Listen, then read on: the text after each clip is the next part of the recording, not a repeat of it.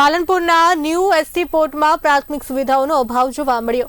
વેપારીઓએ new ST પોર્ટમાં વ્યાપતી સમસ્યાઓ સામે રેલી કાઢી લુખ્ખા તત્વોનો ત્રાસ અને ડ્રગ્સ વેચાણના આક્ષેપ કરવામાં આવ્યો। શહેરના કન્સ્ટ્રક્શન તરફથી પૂરતી સુવિધાઓ ન મળતા વેપારીઓ નારાજ। સુવિધાઓના અભાવે આવેદનપત્ર આપી કલેક્ટરને રજૂઆત કરી છે। વ્યવસ્થા સુધરે નહીં તો વેપારીઓ કરશે આંદોલન। પણ પ્રકારની સેવાઓ બસપોર્ટ મેનેજમેન્ટ તરફથી અમને આપવામાં આવતી નથી, જેવી કે લિફ્ટ, અમારું સફાઈ તેમજ સિક્યુરિટીને લઈને બહુ મોટા પ્રશ્નો અત્યાર સુધી ઉપસ્થિત થયા છે।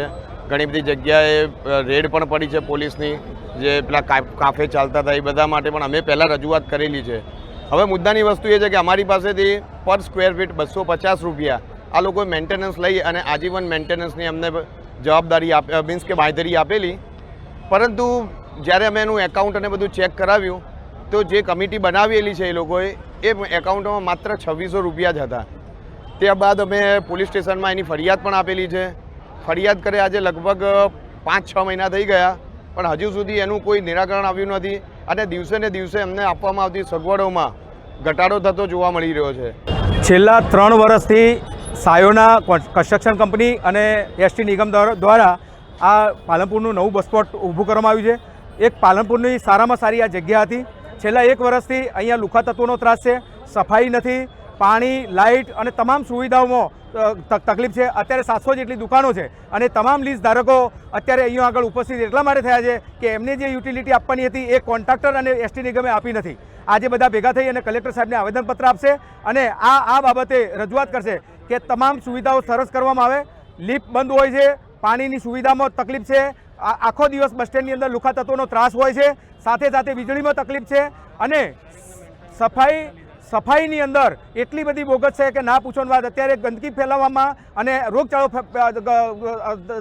થાય એના માટે અત્યારે કમ્પ્લેટ ચોમાસું છે અને ચોમાસાની અંદર એટલો રોગચાળો ફેલાય, એટલી ગંદકી છે, એટલે સફાઈ કરવામાં આવે।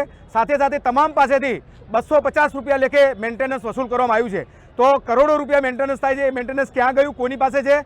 કંપનીએ એક બેંકમાં એકાઉન્ટ ખોલી અને એમના માણસોની એક મંડળી બનાવી છે, જે સર્વિસ મંડળી છે, એની અંદર અત્યારે 2600 રૂપિયા જેટલું બેલેન્સ છે, એના સિવાય બેલેન્સ છે નહીં। તો અમારું કહેવું એવું છે તમામ વેપારીઓનું કે આ પૈસા 7 થી 8 કરોડ રૂપિયા જે તમે મેન્ટેનન્સ તરીકે ઉઘરાયા છે એ પૈસા ક્યાં છે, કોના પાસે છે, કોણ એનું વ્યાજ ખાય છે, એ બાબતે આજે કલેક્ટર સાહેબને આવેદનપત્ર આપી કલેક્ટર સાહેબના તાબા નીચે આ બસપોર્ટ હોય અમે એમને રજૂઆત કરીશું અને અમારી સુવિધાઓમાં સુધાર થાય એના માટે તમામ રેલી સ્વરૂપે ત્યાં જઈશું। અને જો આગામી સમયમાં પણ જો આને સુધાર કરવામાં નહીં આવે તો ગાંધીજી માર્ગે આંદોલન કરવામાં આવશે, બસપોર્ટ બંધ કરવામાં આવશે અને આ ઉગ્ર આંદોલન કરવામાં આવશે।